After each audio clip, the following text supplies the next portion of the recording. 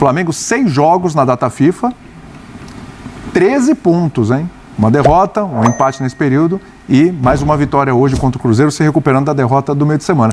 Tá boa a campanha do Flamengo, mediante o remendo que o Tite está tendo que fazer nessa equipe aí durante esse período, né, Birner? Agora sim, na expectativa, por favor, fala tudo que você não falou na redação. Tudo bem, William? Boa noite a você, professor Celso Zelt, professor Paulo Calçado. Professores, ali ao lado catedrático da nossa mesa. E aqui o povo do samba. É o mestre nisso também. Professor de verdade, esporte. É esse aqui do meu lado. Meu boa noite. Isso é o verdadeiro. Eu acho que pro modo sobrevivência dessa fase Copa América, é uma campanha muito boa. Pois é. Muito boa. Um adversário dificílimo hoje. Porque pressiona o Palmeiras pro clássico de amanhã. O jogo de hoje era um jogo duro. Não dá para falar que o Flamengo jogou melhor do que o Cruzeiro. O Cruzeiro vem jogando muito bem, mas tem dificuldade de conseguir pontuar fora de casa. Essa é uma daquelas coisas que não é tão fácil assim a gente conseguir achar o motivo, porque se o time caísse de rendimento fora de casa, o time sente o ambiente, né? O time não consegue jogar fora de casa, os jogadores ficam se sentem incomodados atuando diante de outra torcida, mas hoje o Cruzeiro não ficou incomodado, né? Principalmente no segundo tempo. Sim. Um jogo bem duro com o Flamengo, mas o Flamengo consegue os 3 pontos, e eu repito, eu não tenho como exigir futebol de nível elogiável de nenhuma equipe que foi demolida pelas convocações da Copa América e submetida a um calendário em que você não pode sequer treinar o time direito, em onde a recuperação da parte física e mental dos jogadores é mais importante do que treinos táticos, treinos de bola parada e outras coisas que definem jogos de futebol, né? Então, eu acho que, respondendo sua pergunta, são 13 pontos elogiáveis e uma vitória importante e difícil desse clube, que é um dos principais candidatos ao título da competição. É verdade, foram jogos difíceis. Teve o jogo contra o Bahia, que o Flamengo conseguiu vencer. Esse jogo contra o Cruzeiro, que o Flamengo conseguiu vencer também. É uma sequência e teve jogo que o Flamengo não conseguiu jogar com o Bruno Henrique e com o Cebolinha. E hoje ainda foi melhor na bola aérea do que foi no último jogo, que complicou bastante o time. Exatamente. Então, realmente elogiado. Você falou, não dá para cobrar, mas quando os resultados começam a aparecer e a gente começa a ver em campo essa equipe com todas as dificuldades, mas conseguindo se superar, acho que tem que encher a bola, né, prof? Tudo bem? É isso aí, William, tudo bem? Abraço a você, aos companheiros, todos e todas que nos assistem. Eu acho até que mais do que isso, porque é um Flamengo demolido, mostrando também bom futebol, mostrando o jogo. Em vários momentos. Mostrando boas transições, mostrando ser um time mais compacto do que até em outras vitórias, em outros momentos, nesse começo, já não tão começo de ano, mas nesse meio ano que já foi.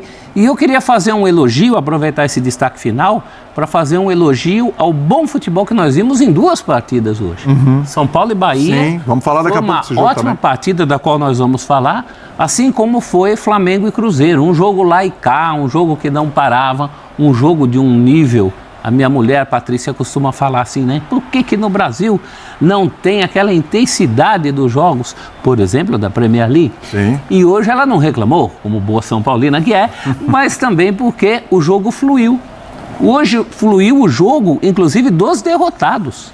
O jogo do Bahia e o jogo do Cruzeiro. O Cruzeiro sofre o gol do Flamengo no momento em que estava muito bem na partida.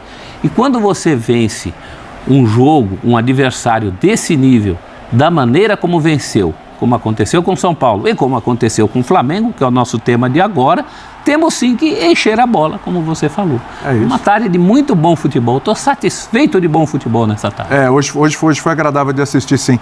O Eugênio estava chamando a atenção para mim no primeiro tempo o Gerson, né? Uma figura importante nesse meio do Flamengo. E assim, quando o time está com essa característica que a gente fala, essa coisa do time meio esfacelado, tá, principalmente ali no meio, não dificuldade. É fundamental que o Gerson esteja no seu bom nível. E hoje acho que mais uma vez ele entregou bom futebol, né? Dá pra destacar, é um dos destaques do jogo, o Gerson, né, Eugênio? Sim, um dos destaques não só desse jogo, como desse período do Flamengo de Copa América, né? Porque ele, justificando o apelido que ganhou da torcida, de Coringa, ele joga em todas. Ele, antes da Copa América, estava jogando mais aberto pela direita. Com a saída do De La Cruz, passou a jogar como um segundo homem por dentro. nos últimos jogos, o Tite começou a perceber a necessidade de colocá-lo mais avançado, na função ali que, teoricamente, é a do Arrascaeta no time.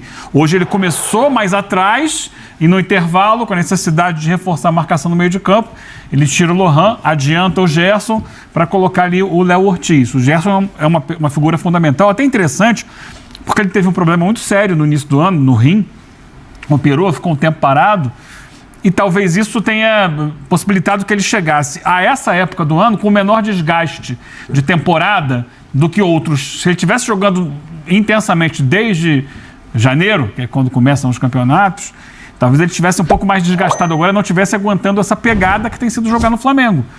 Porque, em função de todos os desfalques, jogadores como ele têm que jogar 90 minutos. Então, ele vai batendo, vai correndo e carrega o time nas costas e tem jogado muito bem. Mas acho que até um pouco mais importante que ele tem sido esse cara que está atrás de você aí. Quem é que está atrás de mim aqui? Deixa eu ver. Pedro. O Pedro. Sim. E o Pedro, de certa forma, o Flamengo é muito prejudicado pela Copa América. Óbvio, né? São 5 jogadores diretos. Mas poderia estar mais prejudicado se o Pedro tivesse sido convocado para a Copa América. Que muita gente acha que ele deveria estar lá. Sim. Eu, por exemplo, acho que falta um jogador de área na seleção brasileira. E o Pedro seria uma convocação plausível, né? Ele é o artilheiro do Brasil na temporada. Ele já foi para a Copa do Mundo, né? Como reserva, mas foi para a Copa do Mundo. Poderia estar. Então o Dorival, de certa forma, ao não convocar o Pedro, fez um grande favor para o Flamengo, porque o Pedro está jogando muita bola. Não só fazendo os gols, como também atuando como armador de jogadas. Já deu. Como foi para o Luiz Araújo hoje. Agora ele seria o jogador da equipe até o momento. Né? No campeonato. Hoje, no primeiro tempo, ele armou uma jogada sensacional ali pro Lohan, aí passa por ele, aí chega no Luiz Araújo que finaliza para fora. E a jogada do segundo gol, que daqui a pouco a gente vai entrar em outras discussões, né? É um cruzamento da direita, numa jogada que ele articula. Ele volta, faz o pivô, gira, estica na ponta para o Wesley, que cruza, e do outro lado acontece toda a situação. Na verdade, não é a jogada do gol, não. É a jogada que seria o pênalti que foi anulado. Tá? É uma outra jogada, que eu estou confundindo com o lance do gol. Lucas. Tá. Seria o pênalti que foi anulado, mas ele participa da orquestração da jogada. Então, de certa forma, o Dorival, eu acho que ele não convocou ninguém do Flamengo, sabendo que o Flamengo seria muito desfalcado pelas outras seleções, para não ficar muito pesado.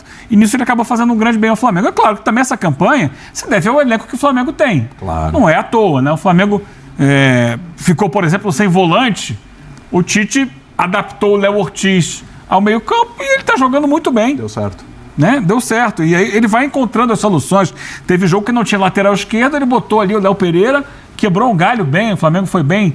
Então eu acho que... E outra, muitos dos garotos da base, quando entram, dão respostas. Então o Flamengo não é à toa que está aproveitando bem esse período, mesmo muito desfalcado. Tem um elenco e tem uma base que permitem a ele seguir vencendo. Tá aí, Calçade, 24 gols pelo Flamengo em 2024, Pedro. É uma média de 1 gol a cada 2 jogos, mais ou menos. Aliás, a média do Pedro, desde que ele chegou ao Flamengo, né, jogos, é uma média praticamente aí de 1 a cada 2 jogos. E dependendo da situação, porque Gabigol, acho que daqui a pouco a gente fala disso também, acho que o Gabigol talvez nem atue mais pelo Flamengo esse ano, não sei a situação toda, me parece que está encaminhando para a pode falar, mas quando chega o Tite, ter um centroavante ajuda muito. E os zagueiros também agradecem muito, os laterais também agradecem muito a chegada do treinador. Exatamente. E o Pedro aproveitou muito bem essa oportunidade, já vem sendo dada a ele, o ano passado dele já foi muito bom, ele aproveita a oportunidade, faz essa quantidade de gols e pode até passar o Gabigol aí em número de gols. Olha só, ainda esse ano, quem sabe,